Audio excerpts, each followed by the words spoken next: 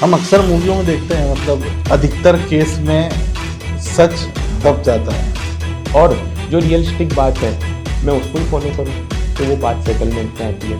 लड़की चाहे तो तुरंत उसकी गिरफ्तारी करवा सकती है। इसमें मैंने स्टेटमेंट दिया था, mens are not safe in India. और हमें इसमें अगेंस्ट हम तो बहुत प्रेशर है ऊपर से, हम तो इसमें FIR दर्ज कर लेंगे। अब मान लीजिए पुलिस वालों ने चेक करो, मेरी डिक्की में और संदूक मिले, 2-4 बॉक्स और मिले, मतलब इसका मैं एक एग्जांपल दूंगा छोटा सा। इंदौर की ही एक फैमिली है, लड़की की शादी हुई, लोग किस हद तक जाते हैं, किस हद तक इन चीज़ों का इस्तेमाल करते हैं, मैं आपको बता भी नहीं सकता।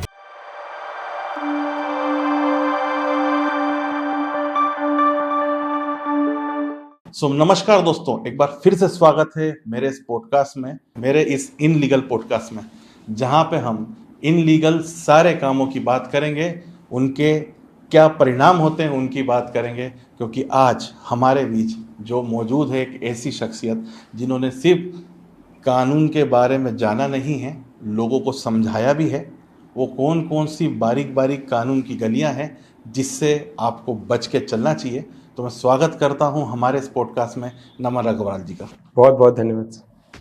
तो नमन सर, बचपन से हम लोग सुनते आए हैं 2 कोट, एक काला और एक सफ़ेद। इससे हमेशा बच के चलना चाहिए। लोग आज भी इससे बच के चलना पसंद करते हैं या इसको साथ में लेके चलते हैं and become double powerful? Sir, इसमें मैं आपको एक कहावत सुनाऊंगा कि हमें इससे बच के नहीं चलना चाहिए, हमें इसको समझ के चलना चाहिए, इसके बारे में जानकारी लेके चलना चाहिए। मैं ऐसा इसलिए कह रहा हूँ कि जब बच्चा चलना सीखता है या चलना चाहता है तो हम उसे चलना सिखाते हैं, उसे दौड़ना सिखाते हैं। जब किसी को डूबने से डर लगता है तो हम उसे तैराकी सिखाते हैं, ना कि उसको ये बोलते हैं कि नहीं नहीं पानी के पास मत जाना। इसी प्रकार से कानून की व्यवस्था को भी डरना नहीं चाहिए, हमें कानून को सीखना चाहिए, कानून को जानना चाहिए। एक छोटी सी लाइन या एक छोटा सा मैं आपको किस्सा इसके साथ सुनाता हूँ। सर, एक बार की बात है, जुडिशियल सिस्टम जो है, जुडिशियल सिस्टम एक गेम है, उसको आप एक गेम की तरह सोचें। आप ये सोच के रहेंगे कि जो हुआ है सच हुआ है, मैं देखता हूँ मेरे को कैसे कोई हाथ लगा लेगा, मैं देखता हूँ कि कैसे कोई मुझे छू सकता है। ऐसा नहीं होता है। आपको उस गेम के रूल्स पता होने चाहिए, आपको पता होना चाहिए कि आपको कब क्या करना चाहिए, कब कौन से स्टेप्स फॉलो करने चाहिए, कब किस प्रकार से आगे चलना चाहिए, तो ही आप उस गेम को जीत सकते हैं। सिर्फ सच होना, सिर्फ सही होना जरूरी नहीं है। आपने जिस दिन उसकी प्रोसेस हायरार्की जान ली प्रॉपरली तो आप ऑटोमेटिकली उससे जीत जाएंगे। तो मायने क्या रखता है? सच होना मायने रखता है या सच दिखाना मायने रखता है? सच दिखाना बट ऑब्वियसली ज़्यादा मायने रखता है। रीज़न बीइंग ये, अगर आपको कोई किसी चीज़ की स्टेप्स पता है, आपको हायरार्की पता है, 1 2 3 में ऐसा करना है, इस समय ये करना है, इस समय आज ये दस्तावेज पेश करने हैं, आज हाँ को हाँ बोलना है, आज हाँ को भी ना बोलना है और ना को हाँ बोलना है। जब आपने ये चीज़ें सीख ली, सच दिखाने का मतलब सर मैं ये नहीं बोल रहा हूँ कि झूठ बोले। आप यहाँ किसी कोई भी दर्शक ये ना समझे कि सच दिखाने का मतलब ये हुआ कि झूठ बोलना है, लेकिन सच को कब आपको रिप्रेजेंट करना है, कब कोर्ट के सामने लाना है, कब किससे क्या बात करनी है, सच दिखाना अपने आप में बहुत इंपॉर्टेंट है। और सच है, और सच अगर आपने सही वक्त पे नहीं दिखाया तो एक्सट्रीमली सॉरी, वो सच शायद किसी काम का नहीं है। हम अक्सर मूवियों में देखते हैं, मतलब कि अधिकतर केस में सच दब जाता है, फिर एक हीरो निकल के आता है और वो इंसाफ दिलाता है। मगर रियल लाइफ में भी लोग सोचते हैं ना, जैसे किसी के साथ कुछ भी हो गया, कोर्ट है ना, इंसाफ तो दिला ही देगा। तो क्या केस में ऐसा होता है जैसा मूवी में दिखाते हैं कि सबूत और गवाह ऐसे पेश कर दो कि कहानी पूरी पलट जाए, या इसका भी कुछ प्रोसेस है? आखिर एक्चुअल होता है क्या है? टीवी जैसा होता है, बहुत कुछ अलग होता है? सर, आपकी बातों में 2 क्वेश्चन निकल के आते हैं। एक, जो क्या फिल्मों में दिखाते हैं वो सच है। सेकंड क्वेश्चन हम ये मान सकते हैं कि जो एक्चुअल में होता है या कभी एकदम से गवाह निकल कर आया वो सच है। दोनों बातों में बहुत ज्यादा डिफरेंस है। मूवीज में जैसा दिखाते हैं, एक्सट्रीमली सॉरी लेकिन वैसा कुछ भी नहीं होता है आजकल। हाँ, जैसे काफी हद तक मामला सुधरा भी है, मूवीज ने भी खुद को अपग्रेड करा है जुडिशरी सिस्टम के साथ साथ। जैसे मामला लीगल है या कुछ मूवीज हैं जिसमें काफी हद तक सच बताने की कोशिश की है कि एक्चुअल में कोर्ट प्रैक्टिसेस में क्या चल रहा है, लेकिन काफी उसमें तो हाइपोथेटिकल ही बात करते हैं। कभी कभी तो हमने देखा है कि मूवीज में एक दिन में ही पूरा केस सुन लिया, सर अगर ग्राउंड रियलिटी देखें तो शायद उस केस को एक्चुअल में कुछ उस प्रकार के उसका 10% भी मामला होता तो उसको 10 एक साल लग जाते कंप्लीट होने में। लेकिन आपकी 3 घंटे की पिक्चर में उनको वाइंड अप करना है तो वो एक ही दिन में पूरा ट्रायल चला देते हैं। सेकंड आपने बात कही कि उसमें एक्चुअल में वैसे ही कुछ पात्र आते हैं या कभी कुछ एकदम से निकल कर आया कि आज एकदम ऐसा गवाह आया कि पूरा केस पलट गया। ऐसा एक्चुअल लाइफ में भी बिल्कुल होता है सर। कभी कभी कोई एविडेंस ऐसे रहते हैं जो पहले उसको नज़रअंदाज कर दिया जाता है या पहले उन चीज़ों पे ध्यान नहीं दिया जाता, बाद में उसको देखते हैं या उनकी गहराइयों को समझते हैं तो हमें पता चलता है कि यार ये तो एक बहुत बड़ा लूप था जिसको हमने अभी तक नज़रअंदाज किया। और जैसे ही हमने उसको, वही बात है कि सही समय पे सच का उपयोग करा और आपका पूरा केस पलट गया और आपके कहीं ना कहीं फेवर में बात आ गई। चलिए आगे बढ़ते हैं। एक एक शब्द है जो बहुत सब बोलते हैं कि बहुत सख्त कानून है, POCSO। हाँ, पोक्सो।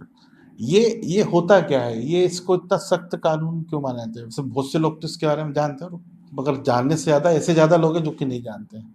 सर ये एक काफ़ी सख्त कानून है। इसका मैं आपको एक छोटा सा एग्जाम्पल दूंगा। आपका भी एग्जाम्पल नहीं लेते। एक एक्स पर्सन है, एक्स पर्सन मॉल में जा रहा है, उसको एक लड़की दिखी, उसने उस लड़की को देखा, सिर्फ देखा सर, और कुछ भी नहीं करा। वहीं पे लड़की थी, लड़की के साथ उसके पेरेंट्स थे और सीसीटीवी कैमरा लगे थे। लड़के का इंटेंशन शायद गलत हो सकता है, हम श्योरिटी से नहीं कह सकते कि उसने उसको किस नज़र से देखा। लेकिन अब आप सेकंड पहलू देखेंगे, लड़की थी, लड़की की एज 18 ईयर से कम थी, उसके पेरेंट्स उसके साथ में थे, फर्स्ट एविडेंस। सीसीटीवी कैमरा वहाँ पे लगा था, सेकंड एविडेंस। लड़की चाहे तो तुरंत उसकी गिरफ्तारी करवा सकती है और सर इसमें उसको बेल भी नहीं मिलेगी, तुरंत एफआईआर रजिस्टर्ड हो जाएगी। रीज़न बीइंग उसके ऊपर पॉक्सो एक्ट लागू हो सकता है कि 18 से कम वर्ष की कोई भी चिल्ड्रन हो। चिल्ड्रन मैं इसलिए स्पेसिफिक कर रहा हूँ, मेल फीमेल कोई ज़रूरी नहीं है। 18 से कम की कोई भी बच्चा हो और उसके साथ किसी भी प्रकार का कुछ गलत होता है तो तुरंत एफआईआर हो जाती है। इसलिए कानून को इतना खतरनाक माना गया है। आप सोचिए कि उस लड़के ने उस लड़की को शायद टच भी नहीं किया था, इंटेंशन की तो बात ही नहीं है, कंसेंट की तो कहीं शब्द भी नहीं है, सिर्फ देखा है और वो एफआईआर हो गई और वो लड़का आज जेल में। इसका उल्टा हो, किसी लड़के को लड़की ने देखा तो क्या वो लड़का भी लड़की पे केस लगा? बिल्कुल लगा सकता है। जस्ट लड़का, मैंने इसलिए आपको स्पेसिफिक करा था, चिल्ड्रन 18 साल से कम होना चाहिए। और वो तीनों चीज एविडेंस, पेरेंट्स, सीसीटीवी कैमरा, उसमें क्लियरली मेंशन होना चाहिए और लड़के को प्रॉपर एविडेंस देना चाहिए। 3 बार अगर उसने प्रॉपर एविडेंस दे दिए तो 101% है कि वो लड़की भी है, उसके ऊपर भी सेम एलिगेशंस और सेम वो लगेंगे जो इस लड़की के ऊपर लगे हैं। 3 एविडेंस कब कब लगेंगे मैं आपको ये भी बताता हूँ। फर्स्ट, पुलिस में उसने जो बयान दिया है वो। सेकंड, मजिस्ट्रेट साहब के सामने जो विद इन 1 मंथ होने चाहिए। थर्ड, जज साहब के सामने at the time of evidence कि इस प्रकार से मेरी घटना थी। अगर उसने तीनों टाइम पे सेम गवाही, सेम एविडेंस दिए हैं तो सामने वाली पार्टी किसी भी रूप से बच नहीं सकती। एक आम आदमी को जिसके साथ कुछ गलत हुआ है, चाहे पैसे को लेकर हो, प्रॉपर्टी को लेकर हो या फिर कोई अपराध हो, आज की तारीख में हर व्यक्ति को लगता है कि मेरे साथ कुछ गलत हुआ है ना, बस मेरे को तो कोर्ट में चले आना चाहिए, सुप्रीम कोर्ट में चले आना चाहिए, जो बड़ा कोर्ट है उसमें चले आना चाहिए, मेरे को तुरंत न्याय मिल जाएगा। ऐसा सही में होता है या बस ये एक सोच है? सर इसके सवाल के 2 जवाब हैं। पहली चीज, हाँ आप डायरेक्ट सुप्रीम कोर्ट जा सकते हैं, बट एक उसमें लिमिटेशंस हैं। एक रिट की पावर भारत के सभी नागरिक को कॉन्स्टिट्यूशन के माध्यम से मिली गई है। उसमें आप डायरेक्ट सुप्रीम कोर्ट का दरवाज़ा खटखटा सकते हैं, हाई कोर्ट का दरवाज़ा खटखटा सकते हैं। आर्टिकल 226 से आप सीधा हाई कोर्ट जा सकते हैं। आर्टिकल 2 से आप डायरेक्टली सुप्रीम कोर्ट का दरवाज़ा खटखटा सकते हैं। उसमें सर सिंपल से मैं आपको एक एग्जांपल के साथ समझाता हूँ कि कोई व्यक्ति है, कोई भी XYZ रिलीजियस का, वो घूमने आया था, घूमने आया तो लोगों ने देखा कि ये तो अदर रिलीजन का है, यहाँ का लोकल आइड भी नहीं है, उसको पकड़ के उन लोगों ने पीट दिया। तो जो आपको कॉन्स्टिट्यूशन से आपके फंडामेंटल राइट्स मिले हैं उनका कहीं ना कहीं वायोलेशन हुआ है। और वायोलेशन, फंडामेंटल राइट्स आपका जन्म सिद्ध मौलिक अधिकार है वो आपके अगर फंडामेंटल राइट्स कहीं ना कहीं अवैध हुए हैं, उसकी अवहेलना हुई है, तो आप तुरंत हाई कोर्ट या सुप्रीम कोर्ट में रिट के माध्यम से जा सकते हैं कि मेरे ये फंडामेंटल राइट्स हानि हुए हैं और मुझे ये रिलीफ इस कोर्ट के, इस न्यायालय के माध्यम से चाहिए। तो definitely supreme court, high court उस चीज़ को सुनेगा। सेकेंड चीज, बहुत सारे लोग ये सोचते हैं मेरी प्रॉपर्टी का डिस्प्यूट हुआ, अब तो सीधे दिल्ली मिलेंगे, सीधे सुप्रीम कोर्ट मिलेंगे। ये प्रैक्टिकली पॉसिबल नहीं है। उसके लिए आपको प्रॉपर हायरार्की फॉलो करनी पड़ती है। सबसे पहले civil courts, then if you are not satisfied then appeals, high courts, supreme court. आप सोचो कि आपकी कोई रेंटल प्रॉपर्टी है, किसी ने किराया नहीं दिया, भले फिर वो करोड़ में, लाखों में किराया हो, और आप सीधे बोलो कि अब तो दिल्ली मिलेंगे भाई, सुप्रीम कोर्ट मिलेंगे, वो पॉसिबल नहीं है। लेकिन रिट्स के माध्यम से आप direct supreme court, high courts जा सकते हैं। सर जनरली एक क्वेश्चन ये उठता है कि जब कोई व्यक्ति केस लगाता है, राइट, तो कितने परसेंट चांसेस होते हैं कि परिणाम आने के बाद सेटलमेंट होता है, कि कोर्ट केस चल रहा है, रिजल्ट आने के पहले भी सेटलमेंट लोग कर लेते हैं? तो जनरली, और कई बार तो ऐसा भी आपने देखा होगा कि जिसके अगेंस्ट में केस लगाया है उसको कोई परवाह ही नहीं है चेंज से। तो रियल लाइफ में आप जैसे आपने कई सारे केस देखे होंगे, क्या ज़्यादा होता है, before decision settlement, after decision settlement, या सामने वाले को परवाह ही नहीं है, केस चल रहा है, चलने दो, मैं तो बाद में देखूंगा? सर मेरे हिसाब से तीनों चीज़ों के परसेंटेज इक्विवेलेंट ही रहेंगे। उसके पीछे रीज़न है कि आदमी की मेंटेलिटी क्या है। लेकिन जो लास्ट वाला रीज़न आपने बताया कि मुझे तो परवाह ही नहीं है, उन लोगों को मैं थोड़ा सा बोलूँगा कि वो ईगोइस्टिक लोग हैं। क्योंकि उनका पता होना चाहिए कि अगर भले ही सच है, झूठ है, कुछ भी कहानी है, लेकिन आपको कोर्ट में आके खुद को रिप्रेजेंटेशन करना बहुत ज़्यादा कंपलसरी है। आप सोचो कि नहीं मैं भी देखता हूँ क्या बिगाड़ लेगा, तो वाकई में जब वो बिगाड़ने पे आती है तो फिर आपको जो हाथ पांव मारते हो तो हमेशा आपके ऊपर एक क्वेश्चन मार्क उठते हैं कि आपको कोर्ट ने इतनी बार समन भेजा, आपको वकील साहब ने नोटिस भेजा, आपने आज तक क्या किया। बहुत सारी बार ऐसा देखा गया है कि जैसे ही केस चल रहा है तो शुरू शुरू में तो आदमी बिल्कुल टॉप लेवल पर रहता है, नहीं नहीं काय का सेटलमेंट, देखते हैं आपने कोर्ट में लगाया ना केस, अब कोर्ट में ही मिलेंगे। लेकिन फिर जैसे जैसे उसको समझ आता है, जैसे जैसे उसके वकील साहब समझाते हैं, जज की बॉडी लैंग्वेज, सामने वाले का कॉन्फिडेंस, उनको देख के कितनी बार वो समझते हैं कि नहीं शायद मेरे अगेंस्ट फैसला जा सकता है और जो रियलिस्टिक बात है मैं उसको ही फॉलो करूं, तो वो बात सेटलमेंट पे आती है। जैसे ही जजमेंट आया तुरंत लोगों को पता है कि सर जजमेंट के बाद एग्जीक्यूशन होता है। एग्जीक्यूशन इज़ वेरी खतरनाक and execution is very tough, और ये एक थोड़ी सी खतरनाक प्रोसेस भी मानी जा सकती है। ग्राउंड लेवल पे कितनी फॉलो होती है मैं उसकी बात नहीं करूंगा, लेकिन एग्जीक्यूशन थोड़ा खतरनाक माना जाता है। तो उसको पता है कि एग्जीक्यूशन हुआ उससे पहले अगर मैं सेटल कर लूँ तो ज़्यादा बेटर है। उस कंडीशन में जैसे ही जजमेंट हुआ आदमी बोलता है ठीक है जजमेंट में एग्जाम्पल के लिए 10 रुपीज़ लिए हैं, आप प्लीज़ 9 रुपीज़ लेके इसको एंड कर दीजिए, आप प्लीज़ 9.5 ले लीजिए। वो भी कितनी बार होता है, और आदमी सेटल करके म्यूचुअली जब सेटल करना चाहते हैं वो सेटल करके उसको एंड कर लेते हैं।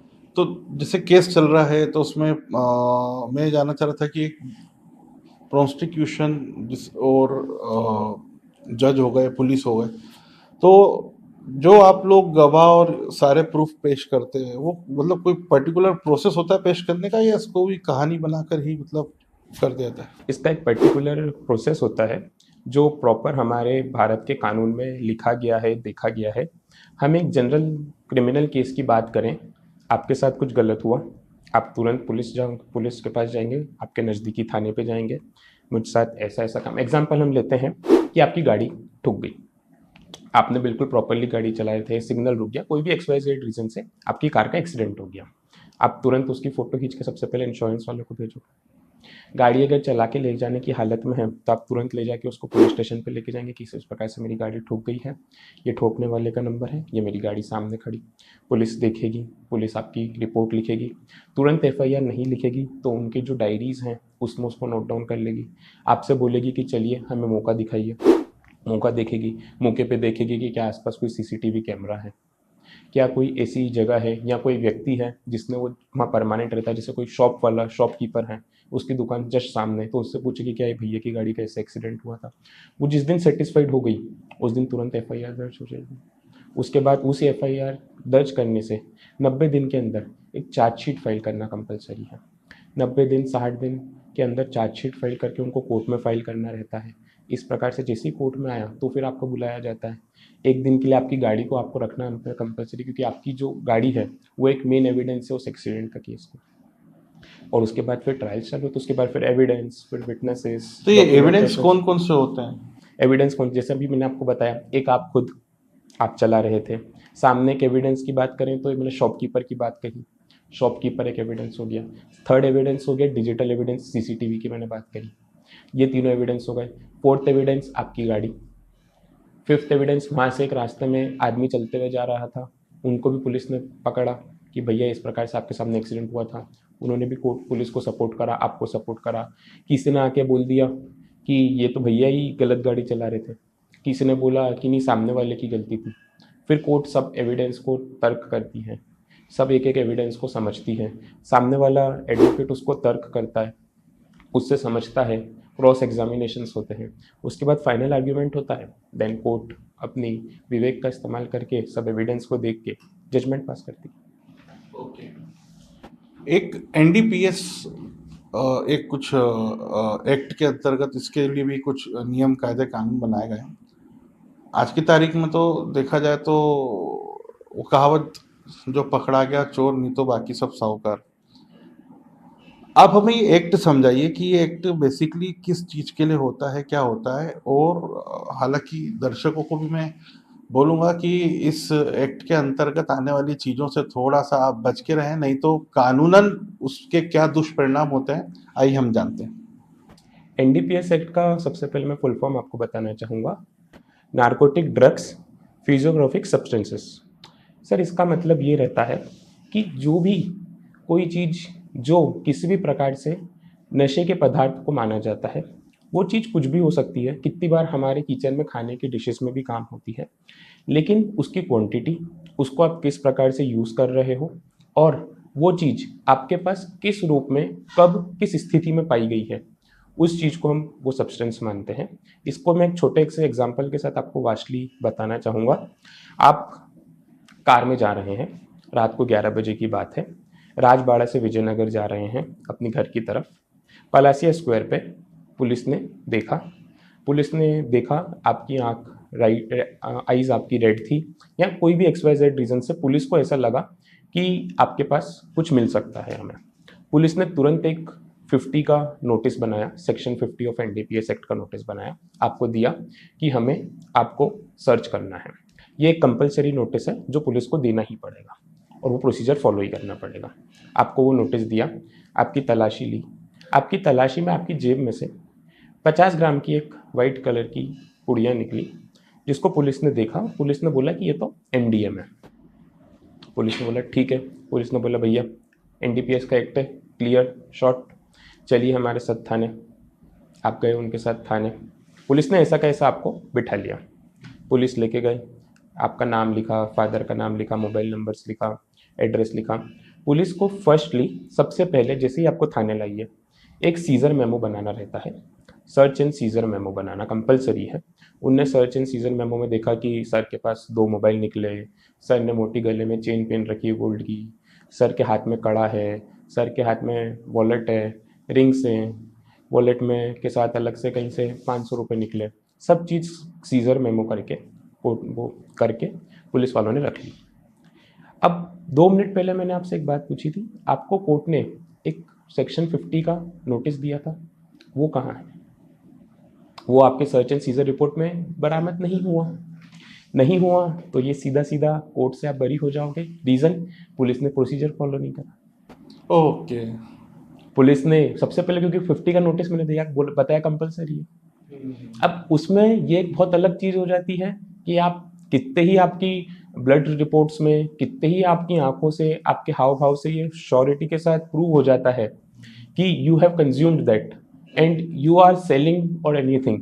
बट आप अगर पुलिस ने वो चीज़ प्रॉपरली फॉलो नहीं की है तो आप बच जाएंगे। हाँ, ऐसा नहीं है कि बच ही जाएंगे, हो सकता है उसके बाद पुलिस के पास कोई प्रॉपर एविडेंस हो, कोई सीसीटीवी में आपका उस टाइम पे रिकॉर्डिंग की गई हो, तो फिर उसकी थोड़ी कहानी अलग हो जाएगी।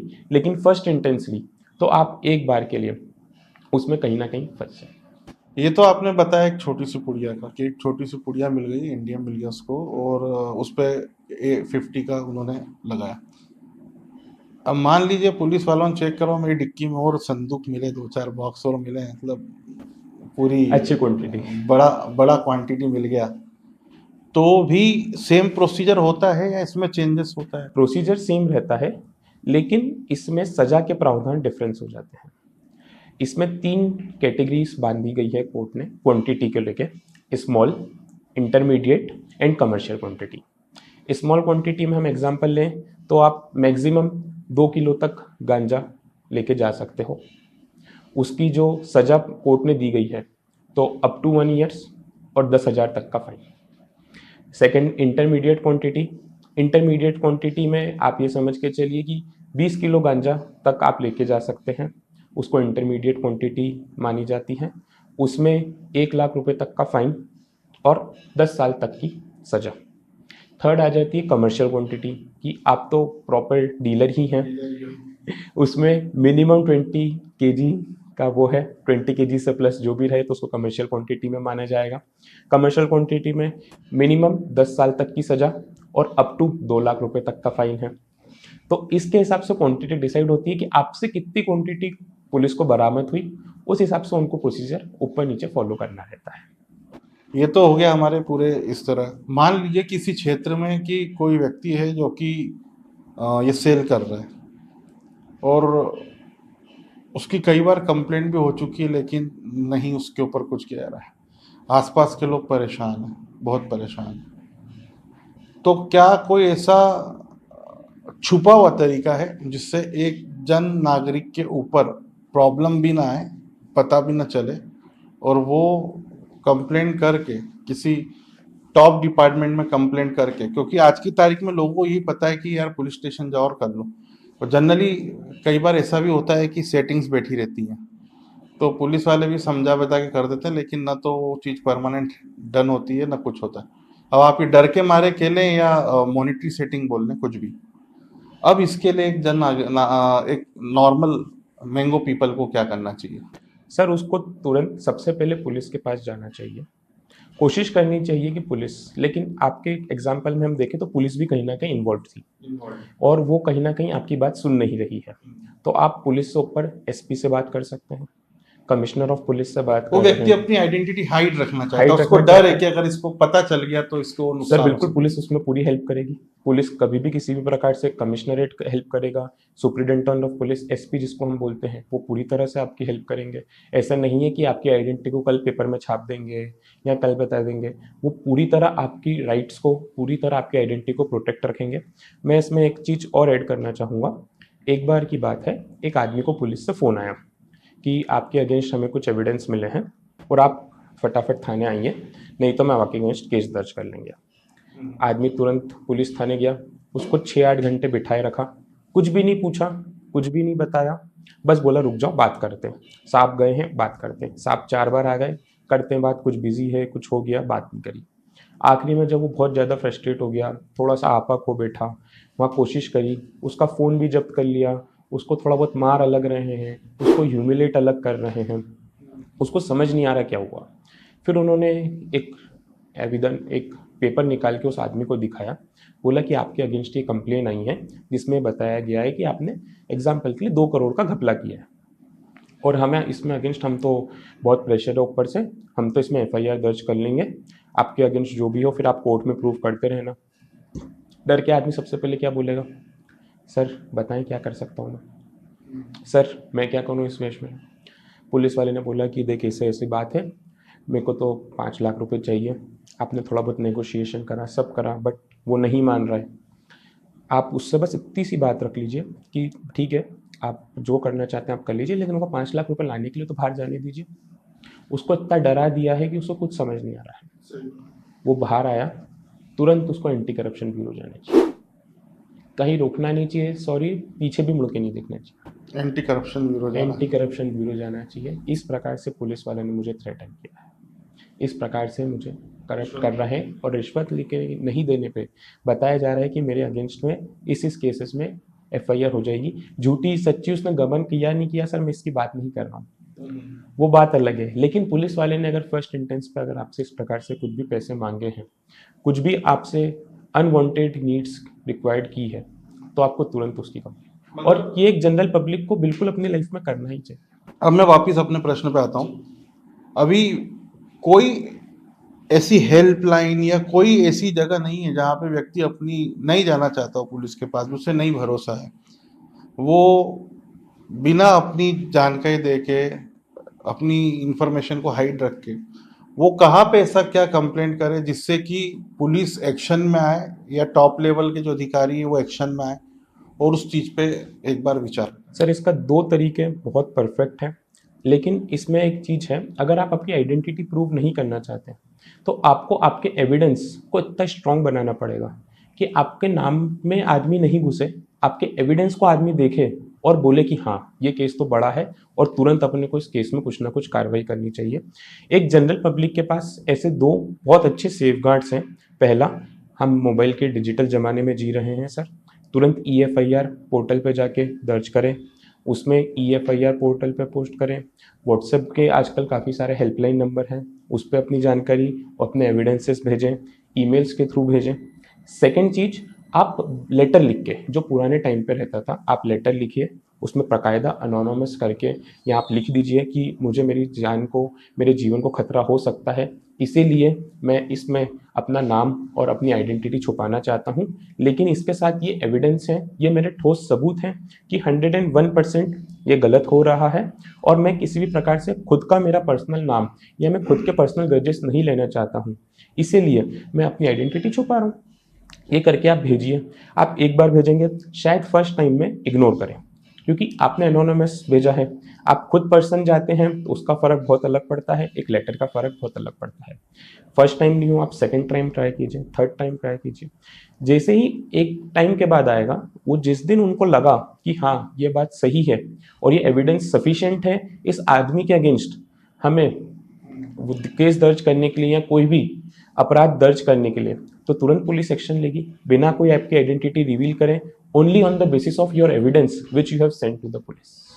हाँ, क्योंकि जनरली क्या होता है कि ये देखा गया है सर कि पुलिस जो है वो तो जनता की सुरक्षा के लिए, मगर ग्राउंड रियलिटी कुछ और ही होती है, तो उसके लिए भी व्यक्ति हम लोग अपनी चीज़ों को हाइड करते हैं। पर फिर भी एक क्वेश्चन मन में आता है, क्या पुलिस वाकई जनता की सुरक्षा के लिए है?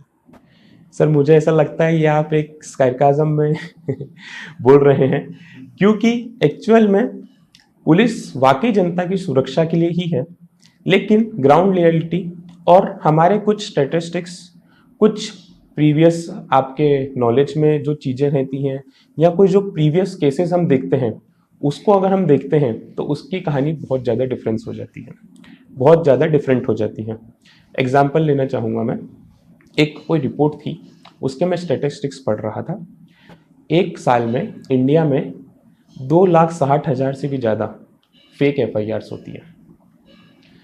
वुमेन्स जो केस लगाती हैं, कुछ भी मान सकते हैं आप इसको, स्टॉकिंग मान सकते हैं, डाउरी डेथ मान सकते हैं, या किसी भी प्रकार से कोई इन्फ्लुएंसर आप वो मान सकते हैं, उसके केस जो वुमेन्स फाइल करती है वो 60% तक नकली देखे गए हैं। ऐसा ही नहीं है कि सिर्फ वुमेन्स की बात हम करें, मेंस का भी सेम कंडीशन है। मेंस अपने बिजनेस के लिए, पैसे के लिए, प्रॉपर्टी डिस्प्यूट्स के लिए 70% तक केस जो लगाते हैं वो गलत लगाते हैं। ये एक स्टेट्स है, एक रिपोर्ट ने ये पेश किया है। कितना सही है गलत है, मैं उसकी ग्राउंड रियलिटी मैंने चेक नहीं करी है, ना मैं उसमें जाना चाहता हूँ, लेकिन हम इसका 35% या 50% भी माने तो कितने केसेस गलत आज आपके सामने इस देश में पेश हो रहे हैं, उसमें कितने लोग जिनका कोई लेना देना ही नहीं है, जिनसे कोई मतलब ही नहीं है, उसके कारण उनकी कितनी जो नॉर्मल लाइफ है वो अफेक्ट हो रही होगी, ये हम दोनों आज सोच नहीं सकते। मगर मान लीजिए सर, आज की तारीख में पुलिस वैसे भी तो कंप्लेंट दर्ज नहीं करती जो कि जेन्युइन होती। जैसे कि मान लीजिए मेरा मेरा डीपी लगा के कोई व्यक्ति मेरा डीपी यूज़ करके नंबर चला रहा है दूसरा, उस पर कॉल करे तो वो कॉल उठा नहीं रहा है, राइट। अब मैं पुलिस के पास जाता हूँ कि सूचना देने की, आप ये सूचना पे सील ठप्पा लगा के दे दो कि हमने आपके नॉलेज में ला दिया है। पुलिस उसको भी एक्सेप्ट नहीं करती है। फिर मैं MP पुलिस की ऑनलाइन कंप्लेंट, उस पर कंप्लेंट पे जाता हूँ, वहाँ पे रजिस्टर करता हूँ। तो अब हर किसी को तो पता नहीं है कि आप ऑनलाइन जाके कर सकते हो। अब आज ये एक छोटी सी बात है लेकिन मेरा डीपी किसी नंबर पे लगाने के बाद उस पर बहुत बड़ा क्राइम किया जा सकता है। कोई रंजन बन के चैट पे बात कर सकता है, कोई पैसे मांग सकता है, किसी भी तरीके का फ्रॉड कर सकता है। ऐसे बहुत सारी चीजें हैं कि दोस्त 10 मिनट के लिए गाड़ी ले गया था, क्राइम करके छोड़ गया, वापस दोस्त को ले गया। ये इस तरीके की चीजें। तो इस तरीके की चीजों के लिए आपको क्या लगता है, पुलिस जो इमीडिएट किसी चीज के लिए मना कर देती है कि नहीं हम सूचना नहीं देंगे, वो और उसके बाद भी पहले आप तो पुलिस वाले 2.5 से 3 घंटे बैठाते हैं, एंड देन उसके बाद वो सुनते हैं और उसके बाद तो आपने लिख के दे दिया, ठीक है आप साइन करके दे दो, हम इस पे सील लगा के नहीं देंगे। तो आपको क्या लगता है, क्या पुलिस का ये रवैया सही है? पुलिस का ये रवैया सही नहीं है, लेकिन कभी कभी अगर ऐसा होता है कि एविडेंस बिल्कुल ही आपके अगेंस्ट है या आने वाले इन फ्यूचर में वो एविडेंस आपके अगेंस्ट में जा सकते हैं। एग्जाम्पल लेते हैं, जो आपने बताया कि आपका फोटो किसी ने अपने व्हाट्सएप की डीपी में लगाई, XYZ पर्सन से पैसे मांग रहा है, किसी को धमका रहा है, किसी लड़की को गलत मैसेजेस भेज रहा है, कुछ भी कर रहा है, आपको ये बात पता चल गई। जिस दिन आपके नॉलेज में ये बात आई, तुरंत सबसे पहले ये देखिए कि वो नंबर किसके नाम से है। अगर वो नंबर इन पास्ट आपके द्वारा लिया गया है, तुरंत उस नंबर को आप बंद करवाइए। ठीक है, अब देखा गया कि नंबर मेरा नहीं है, नंबर में कोई बिहार, उत्तर प्रदेश, कोई से भी XYZ रीजन का नंबर आ रहा है, कोई सी भी जगह का नंबर आ रहा है, आप तुरंत एक कंप्लेन लिखिए, एक कंप्लेन पुलिस में लेके जाइए। अब पुलिस कंप्लेन नहीं ले रही है, कोई इशू नहीं, तुरंत पुलिस स्टेशन से बाहर आइए, एक लिफाफा खरीदिए, पास के जो भी पोस्ट ऑफिस आपको दिख रहे हैं, पोस्ट ऑफिस से पुलिस को पोस्ट कर दीजिए। वो इतना इक्विवेलेंट माना जाएगा कि जितना पुलिस की सील साइन उस पर है। रीज़न, क्योंकि आपने पोस्ट कर दिया।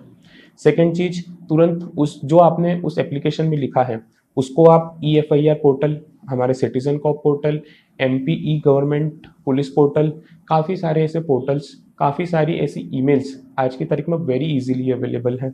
आप उसको तुरंत अपना मोबाइल फ़ोन उठाइए, उसको डाउनलोड कीजिए, सामने वाले का चैट का स्क्रीनशॉट, सामने वाले का नंबर, DP जिसमें दिख रही है, क्या नाम से उसने वो अकाउंट बना रखा है, उन सब की डिटेल्स आप तुरंत उस पोर्टल पे अपलोड कर दीजिए। जो आप FIR आप आवेदन भी पुलिस को भेज रहे हैं, उसके साथ भी ये सब एविडेंस लगाइए, ताकि आने वाले 1 साल 2 साल में भी सर कभी वो क्राइम ऊपर होता है या बड़ा होता है, कोई लड़की उनके अगेंस्ट कंप्लेन आती है, तो वो तो हमेशा पुलिस को क्या दिखाएगी, आपका फोटो।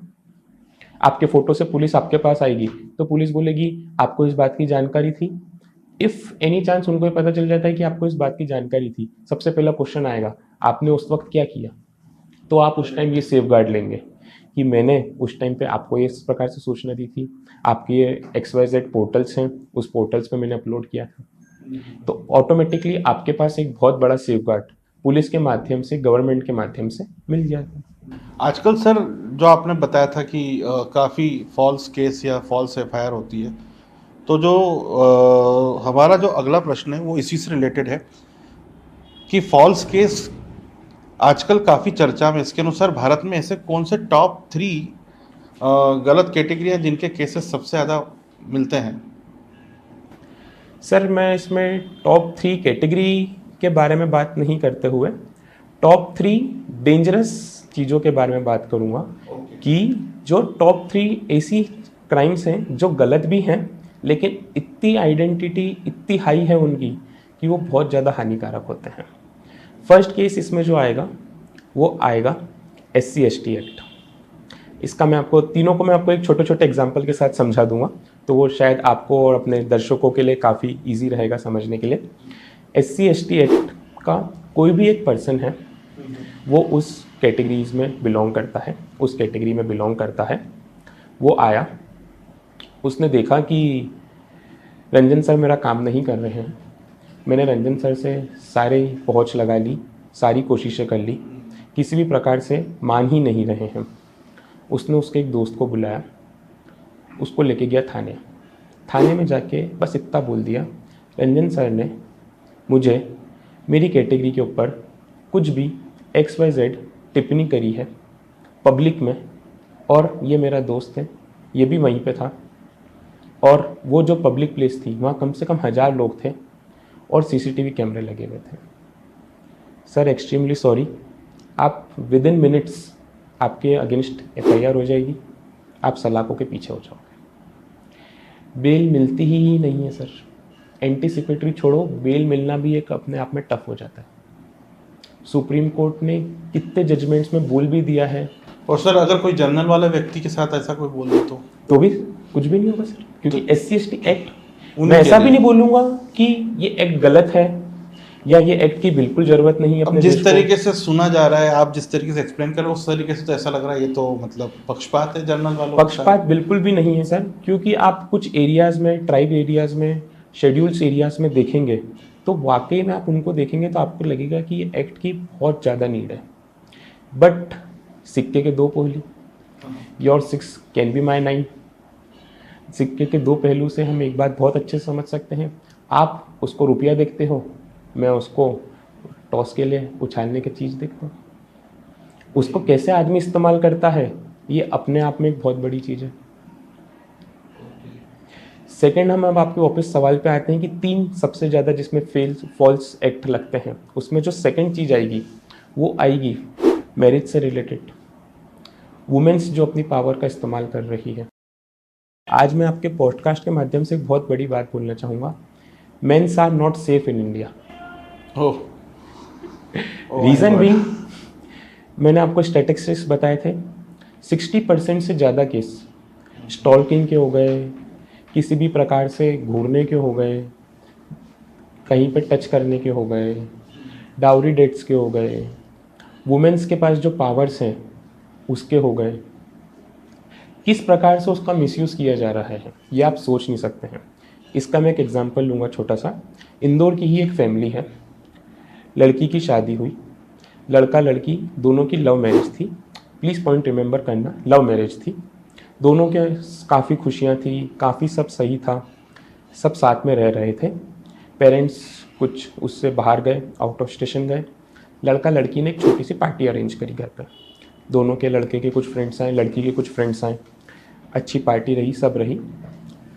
वो जिस रिलीजन को बिलोंग करते थे उन रिलीजियस में एक रूल होता है, रात को आपको झूठे बर्तन रख के नहीं सोना चाहिए।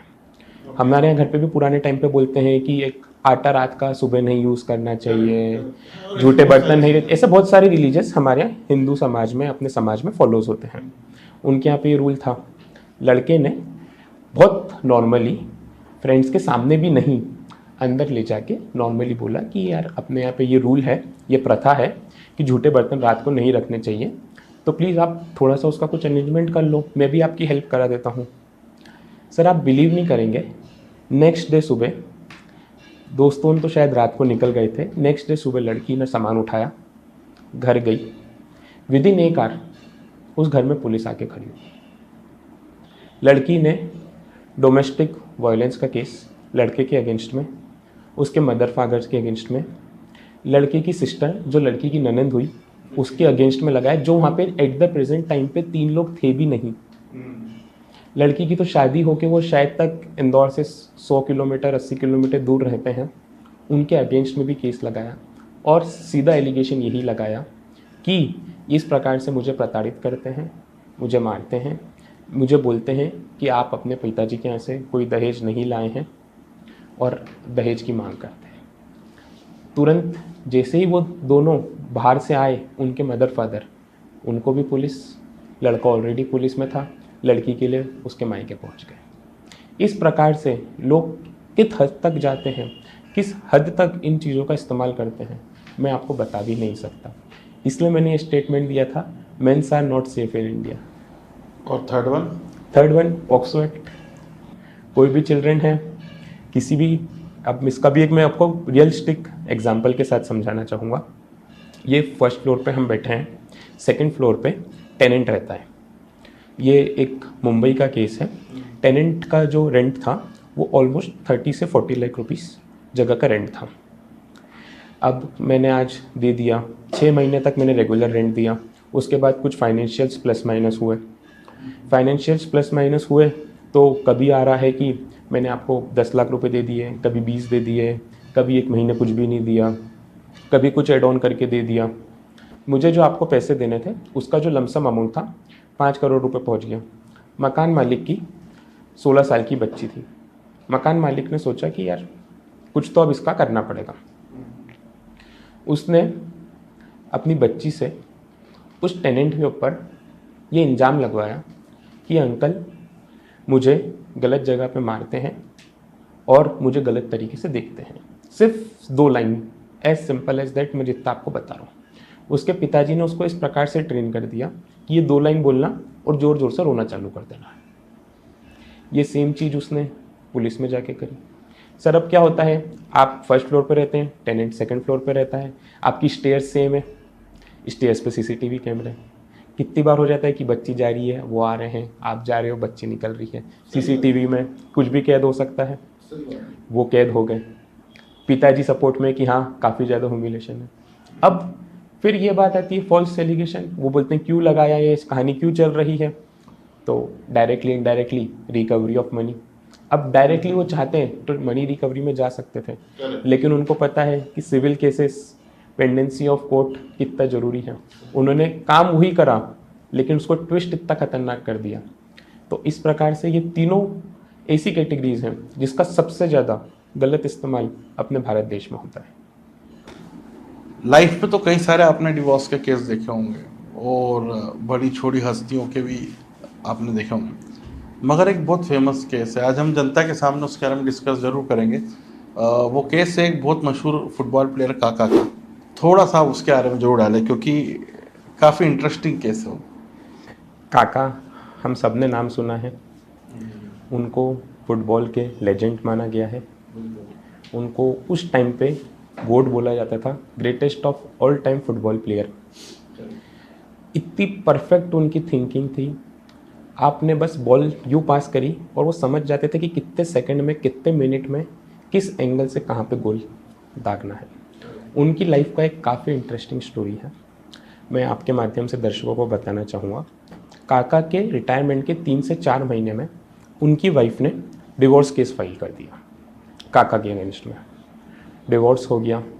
उसके बाद एक जर्नलिस्ट ने काका की वाइफ से पूछा वाई सो।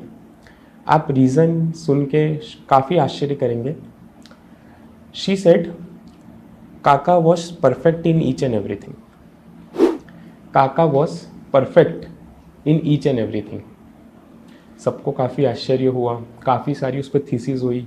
बड़े बड़े इंडिया में देखें तो IITs में सब जगह रिसर्च हुई, IIMs में रिसर्च हुई, ऑक्सफोर्ड में रिसर्च हुई कि ये इतना छोटा सा स्टेटमेंट है लेकिन ये बहुत थिन लाइन है और अपने आप में बहुत बड़ा है कि ऐसा क्यों हुआ।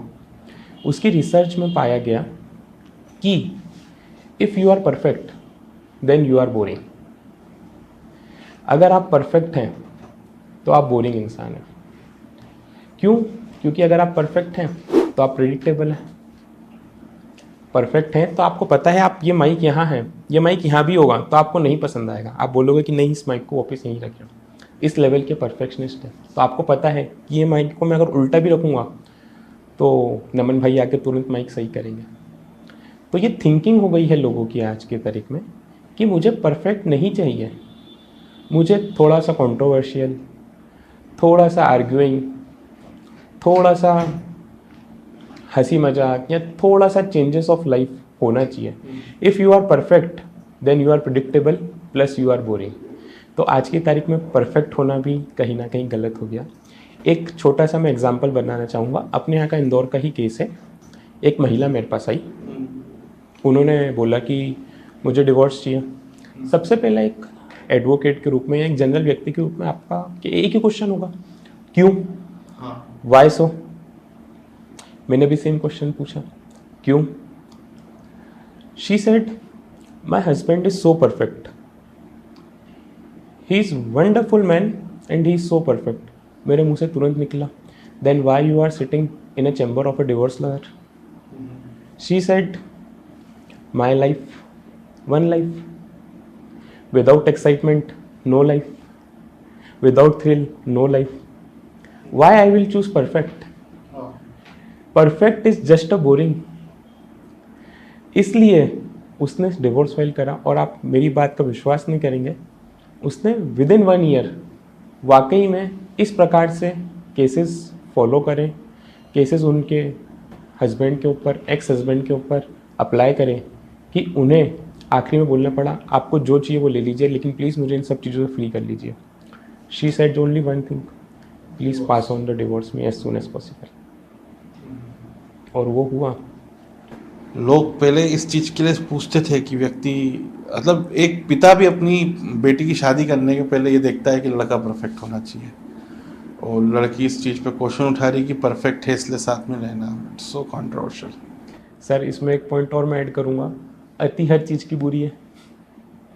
हमारे पूर्वज कह के गए हैं, in the terms of expectation also, in the term of expectation also and in the term of perfectionism also, कि ज़्यादा परफेक्ट हो तो प्रिडिक्टेबल हो तो बोरिंग हो। तो थोड़ी खामियां भी जरूरी है ताकि लाइफ में थ्रिल बना रहे। थोड़ी कमियां भी जरूरी है इस जीवन को जीने के लिए, नहीं तो सूखे पत्तों में तो सिर्फ शवों की तस्वीर नजर आती है। आज कोई भी राह चलते व्यक्ति के साथ, बड़ा या छोटा, क्योंकि आपने जब ये बताया कि पुरुष सेफ नहीं है, तो ये प्रश्न भी पुरुषों के लिए ही है कि अब आप अपनी सेफ्टी के लिए क्या कर सकते हैं। तो बड़ा या छोटा कुछ भी उनको संदिग्ध लगता है, चाहे फिर आप सीधे चल रहे हो, किसी लड़की ने आपको देखा, आपने उसको देखा और लड़की मुंह बना के चली गई, या फिर आपको लग रहा है कि आपका मकान मालिक आपके अगेंस्ट कुछ एक्शन लेने वाला है, या फिर कोई कंपनी का एम्प्लॉय आपको धमका रहा है। आखिर एक सामान्य व्यक्ति को अपनी लड़ाई किस तरीके से लड़ना चाहिए? क्या इसका मूल मंत्र आप दर्शकों को देना चाहेंगे? इसका मूल मंत्र काफ़ी सिंपल सा है कि इसका कोई मूल मंत्र नहीं है। आपको अपनी सेफ्टी स्वयं रखनी चाहिए। आपको ऐसा कुछ भी लगता है कि हमारे साथ गलत हो रहा है, गलत हो सकता है, तुरंत किसी भी आपके दोस्त से, आपके परिचित से, आपके कोई भी फैमिली मेम्बर से उसकी सलाह ज़रूर लें। आपको ऐसा लगता है कोई भी वकील भाइयों से, कोई भी एडवोकेट से उसकी सलाह ज़रूर लें। उसके पीछे रीज़न है कि सर गलत होते हुए देर नहीं लगती। कोई भी चीज़ गलत होते हुए, या बोलते हैं ना सर, पहाड़ धंसते समय नहीं पता चलता, पहाड़ बनने में समय ज़रूर पता चल जाता है, पहाड़ धंसते समय पता नहीं चलता। तो आपका पहाड़ धंसने वाला है, या आपको ऐसा लगता भी है कि ये धंस सकता है, ये चीज़ मेरे अगेंस्ट आ सकती है, तुरंत प्रॉपर सलाह लें। जल्द से जल्द जो प्रॉपर एक्शन है उसको आप तुरंत लेंगे तो ही आपका फ़ायदा आपको 101% मिलेगा। तो इसके लिए पहली स्टेप उठाना क्या चाहिए? मतलब उसे पुलिस में इंतला करना चाहिए, वकील से बात करना चाहिए, क्या करना है? सर फर्स्ट स्टेप, हमेशा आपको ऐसा लग रहा है कि कुछ गलत होना है तो पुलिस से भी पहले एक आपको अच्छे एडवोकेट से सलाह ज़रूर लेनी चाहिए।